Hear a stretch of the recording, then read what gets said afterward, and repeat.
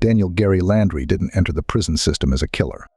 In fact, his early crimes were pretty non-violent, such as burglaries and car theft.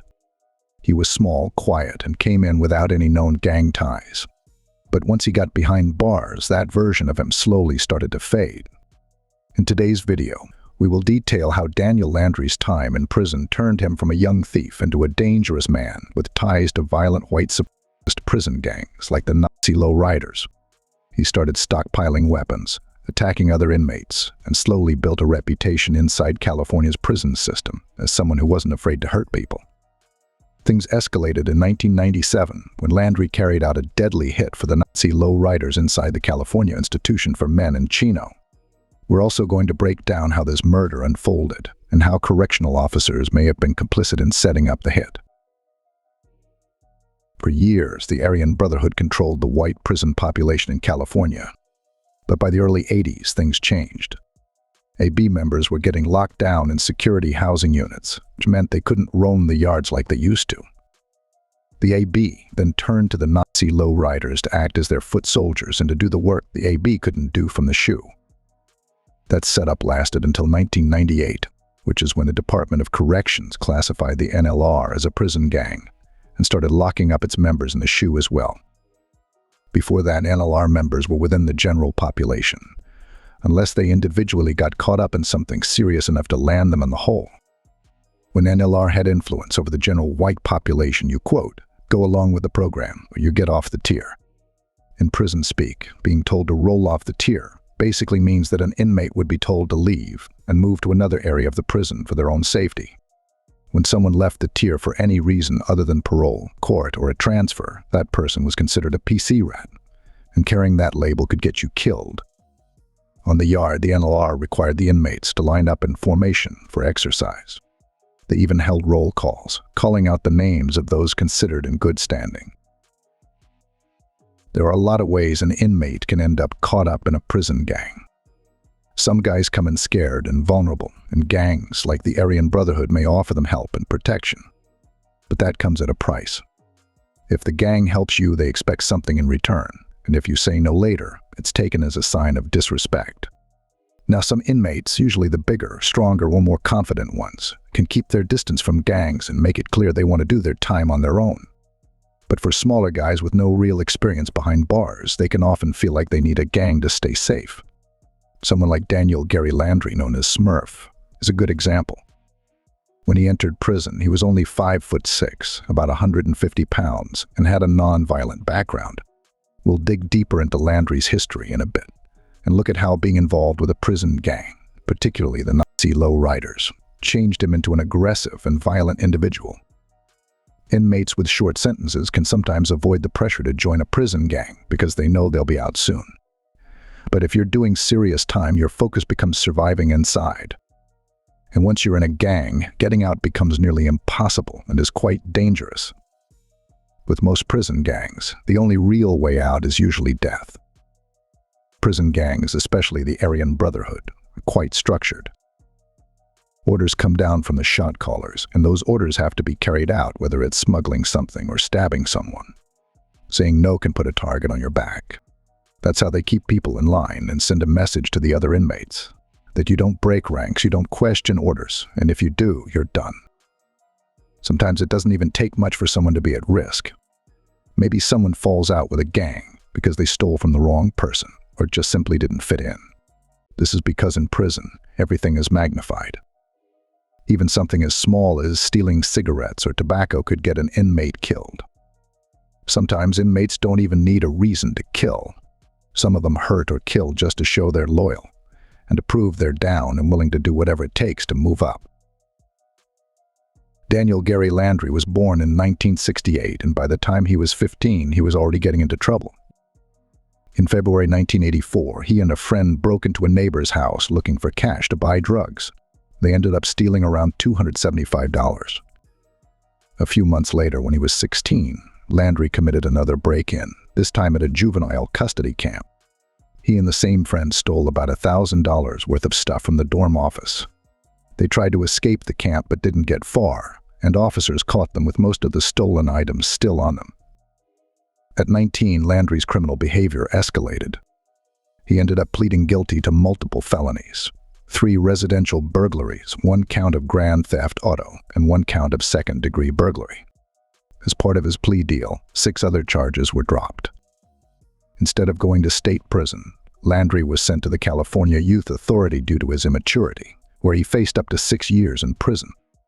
On February 11, 1988, he pleaded guilty to escaping from the Youth Authority and was hit with another 16-month sentence on top of what he was already serving.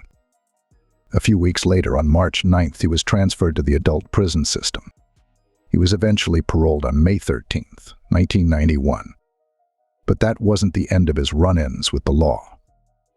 On June 19, 1992, Landry pleaded guilty to another residential burglary charge. This time he got an 8-year sentence, and it was during this prison term that his behavior started turning violent. On July 22, 1994, officers searched his cell and found a shank and a piece of metal that hadn't yet been sharpened. Just 2 weeks after that, on August 5th, Landry and another inmate ambushed a third inmate named Cross. Landry slashed and stabbed him, leaving cuts and a scratch near his right ear. At that time, Landry was known at Calipatria State Prison as being a member of the Nazi Low Riders. Then on August 23rd, an officer was escorting an inmate named Hemphill back from the law library when Landry and another inmate, Lowry, charged at them straight out of the shower area, both of them wearing nothing but socks and each holding a weapon. Lowry managed to land a blow to the officer's face but slipped on the wet floor and was quickly handcuffed. Landry, meanwhile, rushed toward Hemphill, who was handcuffed at the time, but another officer intervened and ordered Landry down. Just a few days later, on August 29th, Landry and Lowry were moved to administrative segregation and placed in separate yards on walk-alone status. They kept yelling up at the tower officer, apparently trying to distract him. At one point, Lowry reached up toward the fence, and the officer called backup because he suspected that they were trying to remove part of the chain-link fence. When officers inspected the area, they discovered a piece of the chain-link fence between the 2 yards had gone missing. Staff were alarmed since pieces of fence can be turned into weapons. The very next day, Landry was put on contraband watch. He was given a chance to pass anything he had hidden, and during a supervised bowel movement, officers recovered a homemade weapon which was sharpened. It looked like it had been made from the missing section of the chain-link fence. On September 11th, guards searched his cell again and found a shank hidden in the mattress. It was made from plexiglass, a material used on the front of cells to prevent inmates from gassing, which is when inmates throw pee and shit at staff.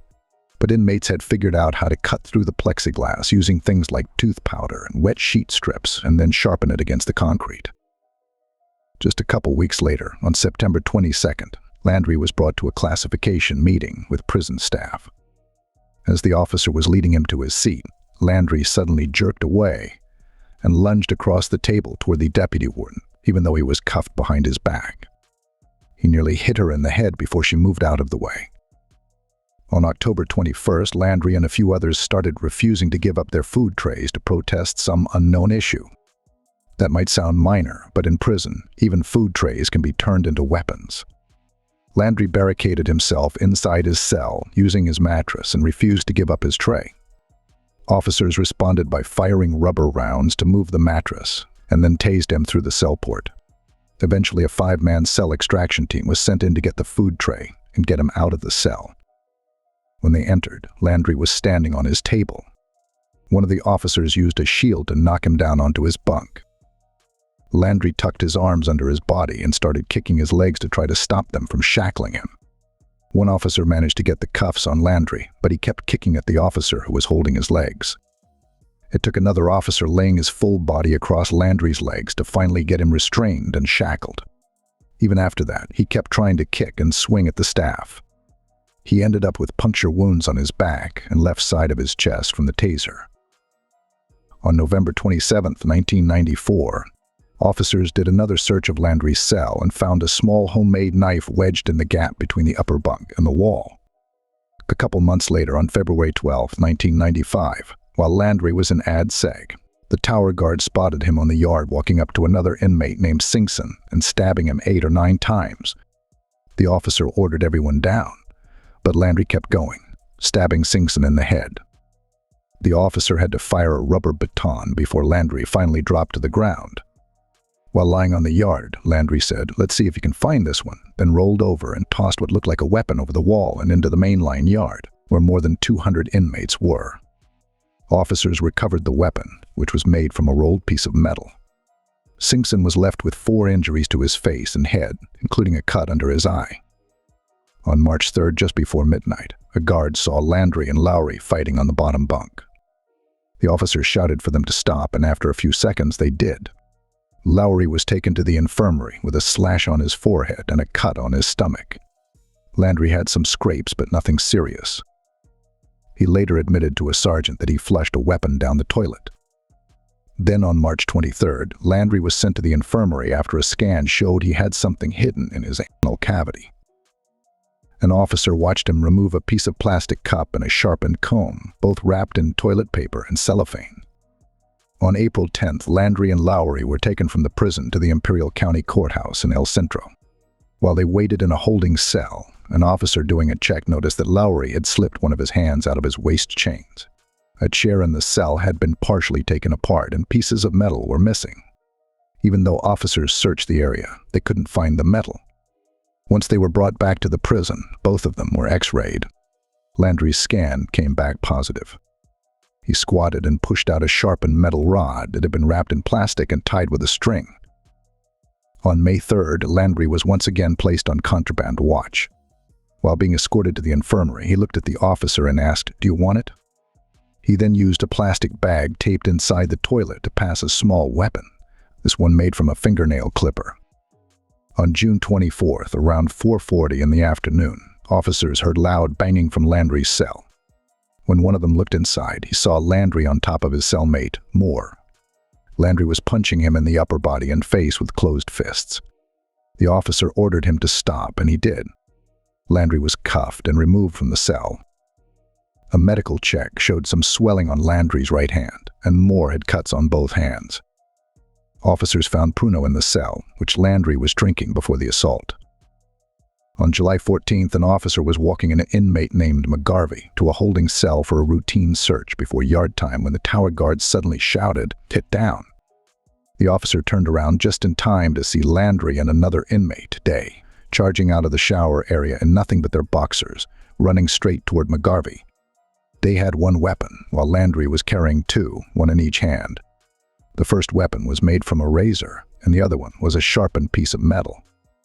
Both men dropped to the ground when the yard gunner chambered a round in his assault rifle.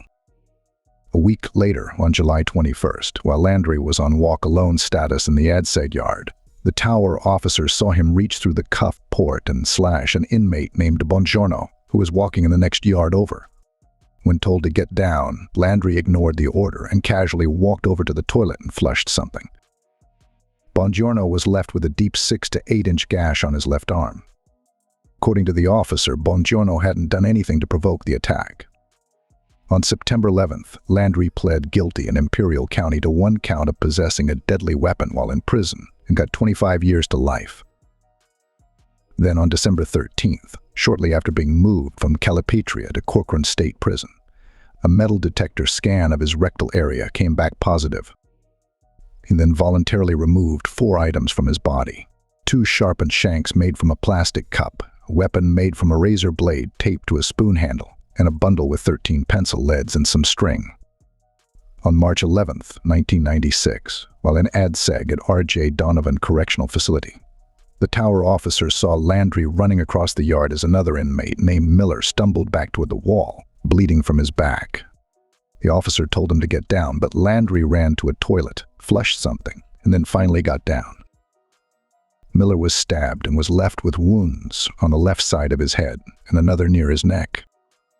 Just 10 days later, on March 21st, officers searched Landry's cell and found a jagged-edged piece of metal with sharp corners tucked under his mattress.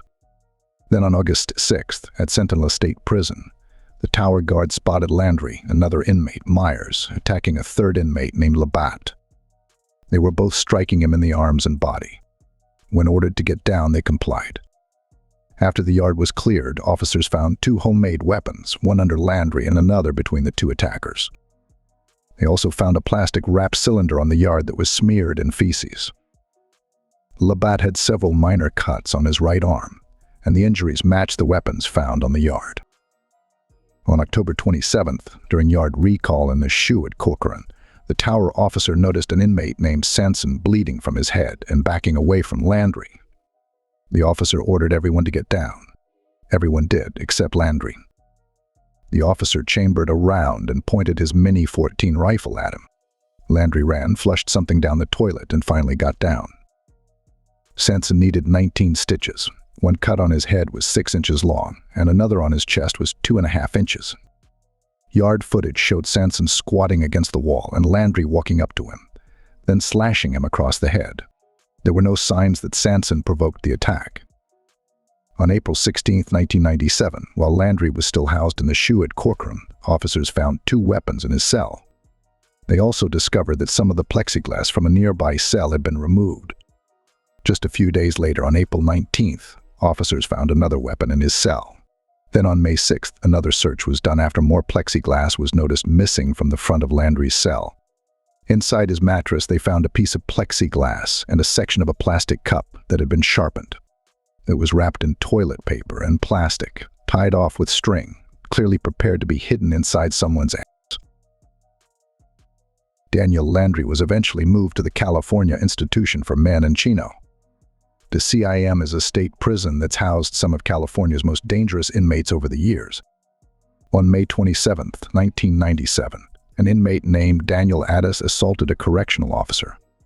Because of that, he was placed in administrative segregation in Cypress Hall. But on July 1st, officers pulled him out of SEG and moved him to the 3rd tier of Palm Hall, the maximum security unit at CIM, an area known for housing some of the prison's most dangerous white gang members. Addis wasn't part of any gang, and he stood out as an outsider on the 3rd tier. He lasted 2 weeks there. On July 15th, Addis called out to Officer Steve Kaffenberger from inside his cell and said, "Kaff, I need to get off the tier." An inmate asking to roll off the tier sends a clear message that they are no longer welcome or don't feel safe on that tier. In other words, Addis did not want to hang out with the group on his tier any longer, which typically happened because the inmate had gotten in trouble with the group. Both the inmates and correctional officers understood and knew the significance of Addis rolling off the tier. Afterwards, Kaffenberger cuffed Addis and walked him down the tier to a holding cell to figure out what was going on. That's when Addis admitted he fucked up. He stole some tobacco from the woodpile, the stash belonging to the white inmates. Even though tobacco was technically banned in prison, it still had serious value.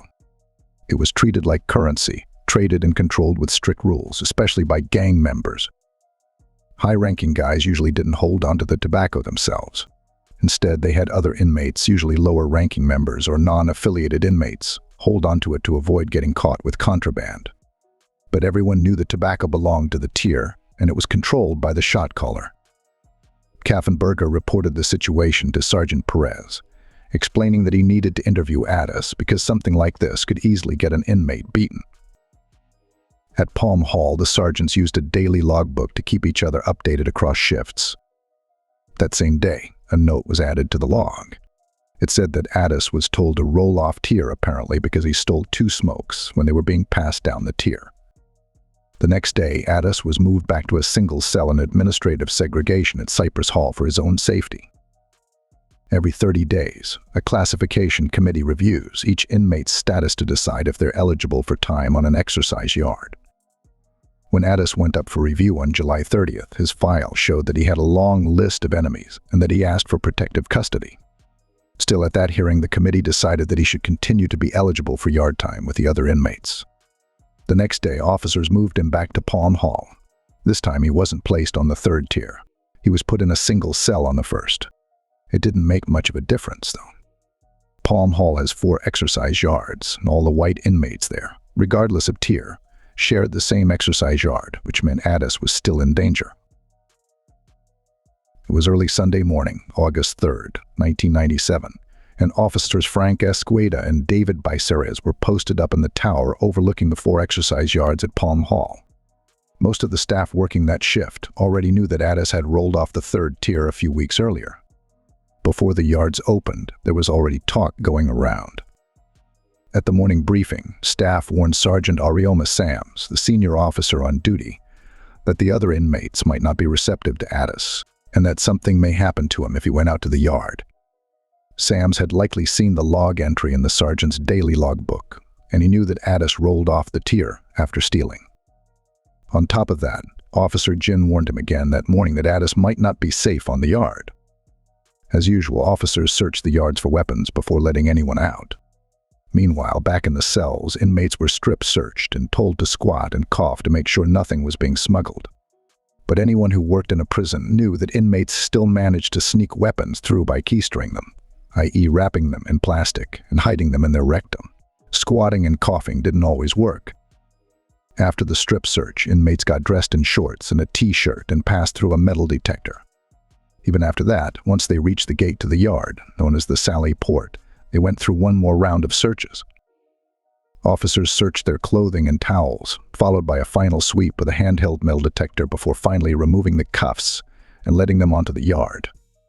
Based on that means if a weapon ended up on the yard, there were really only two possibilities. Either the inmate managed to sneak it in by hiding it inside his body and slipped past the searches, or staff discovered a weapon, either on the inmate or somewhere on the yard, but for whatever reason chose not to confiscate it. Yard 2 at Palm Hall was designated for white inmates only. That morning, Officer Rosa Maria Maldonado was at the gate, removing handcuffs and releasing about 12 to 15 inmates one by one onto Yard 2. Most of the men out there were affiliated with white prison gangs. Once all 4 yards were filled, Officer Esqueda heard Gary Green yelling at Maldonado. Green was a high-ranking member of the Aryan Brotherhood and Nazi lowriders, and the shot caller for the white inmates in Palm Hall. Green was pacing back and forth agitated and loudly demanding to know where Addis was and if he was coming out. He was also demanding that Addis be brought out onto the yard. Maldonado told him to back off and let her do her job, but he wouldn't stop. As she continued processing inmates for the other yards, Green kept shouting at her and yelled that he wanted to speak to a sergeant because, as he put it, the youngster has to come out. Eventually, Maldonado stepped inside and asked if Addis was going out. When she saw him, she said she had a bad feeling. She even joked, "You must be packing for them because they're dying to see you," implying that he must be hiding drugs or a weapon for them, because the inmate's interest in him didn't seem normal. Addis just looked at her and smiled. Maldonado turned to Sergeant Sams and told him, "You know, Sarge, they're going to take him out." Sams brushed it off, saying, "Come on, we got a lot of work to do." Then they both went off to do cell searches. Around 9:30, not long after Green's outburst, Addis was brought onto the yard. From the moment he stepped out, the tension was obvious. No one greeted him, except an inmate named Richard Allen. Green just nodded at Addis and silently signaled to him that he should go line up with the rest of the inmates to do the exercises. In prison, a lack of greeting, especially from the shot caller, is a big red flag. It signals that someone's not welcome. When that happens, it usually means something bad is about to go down. Sergeant Sams justified Addis being let out on the yard by saying that he was classified as yard eligible, and Addis didn't mention anything about feeling unsafe. However, staff have the power to pull an inmate from the yard if there's any reason to believe they're in danger. Officer Esqueda noticed the red flags too. From the tower, he could have picked up the phone and called the sergeant to shut the yard down or have Addis pulled out, but he didn't. Back at the yard gate, after she placed Addis with the others, Officer Maldonado told Sergeant Sams that the inmates were really pushing to get him out there. Sams brushed it off, and he later said that it wasn't unusual for inmates to make demands. But when someone like Gary Green is going out of his way to get someone on the yard, it's a huge red flag. After lining up with the rest of the inmates, Gary Green led them through a series of exercises, something usually reserved for high-ranking or well-respected NLR members. After that, the inmates broke off into smaller groups. Some guys went to play handball, others gathered around to play cards. Around 11:15, Officer Esqueda, watching from the tower, noticed Green, Addis, and Landry hanging out near the yard's shower area. Green gave Addis a handshake and said, "It's all right, Danny. Go ahead and play cards." Addis walked over to the card table and sat down with the others to join the game. Green and Landry walked up and stood just behind Addis. Landry was the one positioned closest. At first, nothing seemed off. Then Richard Allen said he overheard some words being exchanged. Landry sounded angry, though Allen couldn't make out what was said. Then out of nowhere, Landry started stabbing Addis's neck. After the stabbing, Addis stood up, holding his neck, blood pouring out. He stumbled a few steps away from the cards table, and then collapsed. Escalation immediately hit the yard alarm and ordered everyone to get down. Everyone dropped, except for Green and Landry, who took off running from the card table. Escalation shouted again and fired a wooden block from his 37mm launcher, and only then did the two finally hit the ground. A homemade weapon fell in front of Landry, and his hand was covered in blood. The weapon was made from a flat piece of metal stock and was about 5 inches long and sharpened. Later, officers found a makeshift sheath near the shower area made out of cardboard and wrapped in cellophane. Officers rushed to the yard to help Addis, but by the time they got to him, he was already unconscious. Officer Maldonado helped carry him off the yard and into an ambulance. He died as she was giving him CPR in the ambulance. An autopsy confirmed that the cause of death was a stab wound to the neck that cut both the internal jugular vein and the subclavian vein, which caused massive bleeding into the chest cavity. As Landry lay face down on the yard after the stabbing, he was laughing and smirking. Richard Allen looked over and said, "I don't think he's going to make it, Smurf." Landry just laughed. Meanwhile, Gary Green was barking orders at the other inmates, telling them not to get involved. After the yard was cleared, inmates were pulled one by one into an interview room, but no one chose to cooperate and talk to the officers. Everyone said no comment. Landry was placed in a single cell in Cypress Hall while the murder investigation was pending. 2 weeks later, on August 17th, he called Officer Lorraine Rounds over to his cell. He told her to let the lieutenant know that if he didn't get moved out of the back of the unit, he would go off. Said he'd bang on the rails, clog the toilet, and flood the tier if he wasn't moved. Rounds told him that wasn't going to get him moved, especially with an active murder investigation still going on. That's when Landry cut her off and said, "I killed him, so I confessed I killed him. The investigation is over." It's very obvious that the staff seriously f***ed up in this case. Green should have never been allowed to pressure staff into bringing Addis out. And after causing that kind of disruption, Green should have been written up, or at the very least removed from the yard. In some prisons, officers have been known to intentionally put inmates in harm's way.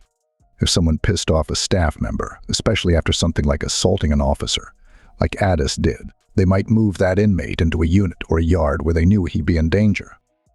It's a practice that's been documented at places like Corcoran State Prison. Based on everything that happened, it's hard not to think that Sergeant Sams wanted Addis to get hurt. He had chances to pull him, to stop it, to intervene, but didn't. There was also another incident at Cypress Hall where Landry slashed someone, and the victim admitted it felt like the whole thing was set up by the correctional officers. We'll break down what happened later in the video. In the months after Daniel Addis was killed, Sergeant Sams continued working alongside Officer Rosa Maria Maldonado. They worked together for about 3 to 5 months. Maldonado had been with the California prison system since 1990, but left in June 1998 after filing for workers' compensation due to stress. Stress, she said, was tied to the events surrounding the Addis homicide. She also started getting psychological counseling. During a counseling session with Dr. David Friedman on May 27, 1999, Maldonado said that they knew an inmate was going to be killed. Quote, "We all knew it. I told the supervisor that he would be killed if we let him out of his cell." She claimed she warned her sergeant by saying they're going to kill him, and that his response was to simply shrug his shoulders. She also said that the Addis murder could open up a big can of worms. Maldonado admitted she felt guilt for breaking what she called the code, the unwritten rule that correctional officers don't speak out against one another. After the homicide, she began getting harassed at home, and she started getting called a rat and a snitch. A few weeks after the deadly stabbing, on September 26th, Sergeant Sams formally wrote up Gary Green for a serious rules violation. In his report, Sams stated, "You were involved in a conspiracy to assault inmate Addis, which resulted in his death. Information received indicates that you ordered the hit on Addis, and that you were adamant about his arrival to the yard on that date." Green's disciplinary hearing was held on October 10th. He pleaded not guilty and simply said, "No comment." Still, the lieutenant overseeing the hearing found that Green was involved in setting up Addis's murder, and that he ordered the hit. The charge was officially listed as conspiracy to commit battery, resulting in the death of inmate Daniel Addis. But despite the severity of the charge, Green's punishment was light. He got a warning, a formal reprimand, and a 360-day credit loss. SAMS referred him for a program review and sent him to the Institutional Classification Committee and the Board of Prison Terms for the rule violation. Notably, SAMS didn't recommend a shoe term or any other special confinement. In fact, Green didn't end up serving the credit loss at all and was returned to the general population. Just 20 days after being found responsible for orchestrating a deadly prison hit, Gary Green walked out of prison. On October 30th, 1997, he was officially paroled. To keep tabs on prison gangs, the California Department of Corrections regularly intercepted inmate mail. One letter, written by Daniel Landry, was sent to Joseph Lowry, a well-known and high-ranking NLR member, better known by his street name Blue. The letter was dated September 9th, 1997, and was sent while Landry was locked up in administrative segregation at Cypress Hall. In the second paragraph, Landry wrote, "Yeah, this 187 kinda put me at ease, had to earn it. Being in prison for nothing, ain't happening. Till all I'm of pure and sound mind." The 187 was an obvious reference to murder under California Penal Code, likely pointing to the murder of Daniel Addis, which is the only murder tied to Landry. Later in the same letter, he added, "This punk decides to disrespect me and threaten me harm. What nerve. Guess he came up short." On the morning of September 18th, 1997, medical assistant Jeffrey Killian was handing out meds in the administrative segregation unit at Cypress Hall. According to standard prison procedure, the cell ports were supposed to be opened and closed one at a time while medications were being distributed. But instead, Killian had the floor officer open several ports at once and left them open as he moved down the tier, passing out meds. Killian had just handed meds to Landry when officers Angel Perez and Michael Larunco came walking down the tier with an inmate named Joseph Matthews, who was cuffed behind the back after taking a shower. That's when Landry called out to Matthews, asking him if he wants a cigarette. Matthews ran over to Landry's cell and turned so that his cuffed hands could reach up through the open port on the cell door. Then, out of nowhere, Matthews said, "I'm cut." Officer Larunco grabbed him and saw a fresh wound on the upper left side of his torso, about 7 or 8 inches long. The cut looked like it had been caused by a razor blade. Seconds later, the officers heard a toilet flush inside Landry's cell. Killian gave Matthews first aid while an ambulance was called in because the cut required stitches. Normally, officers wouldn't have let an inmate get that close to another's cell, and Matthews said the whole thing felt like a setup. This was probably because just a month earlier, Matthews had gotten into trouble for assaulting an officer who tried to break up a fight between him and another inmate. Around 11 in the morning on October 15th, officers Lopez and Flores were doing a routine strip search on Landry at Cypress Hall. After the search, he got dressed and they cuffed him through the cell door and prepared to escort him to the tier for exercise. But as soon as the door slid open, something small and metallic hit the floor. It looked like a mini dagger. Officer Lopez picked it up. When Flores looked over at Landry, he just shrugged and smiled. The officers secured him in the shower area and went back to search the cell. That's when they found a razor blade sitting on the back edge of the toilet. It was the same kind normally handed out to inmates for shaving, but inmates weren't allowed to keep them afterward. Fast forward a few years on April 18th, 2001, while Landry was in court for the Daniel Addis murder case. A sergeant at the San Bernardino County Jail searched his ADSEG cell and found a razor blade sitting out on the table. It was the same kind they gave to inmates in Gen Pop, but in ADSEG, razors weren't issued at all, meaning it had to be smuggled in. On July 27, 1998, prosecutors in San Bernardino County officially charged Daniel Gary Landry with 4 felony counts. Count 1 is the willful, deliberate, and premeditated murder of Daniel Addis. Count 2 is the capital charge of a fatal assault with a deadly weapon on Addis by a life prisoner with malice aforethought, and by means of force likely to produce great bodily injury. And Count 4 is custodial possession of a prison-made stabbing weapon. After a long trial, the jury found him guilty on all charges on April 20th, 2001. On May 25th, the jury came back with a death sentence for Count 2. On September 11, 2001, the judge denied a motion to reduce the sentence and officially sentenced Landry to death for the murder. For the other charges, he was given an additional 129 years to life. That included 75 years to life for Count 1 under California's 3 strikes law, plus another year for using a weapon. Count 3 carried a consecutive 25 to life sentence, plus 3 more years for the knife enhancement. For Count 4, he received yet another 25 to life sentence. Thank you for watching.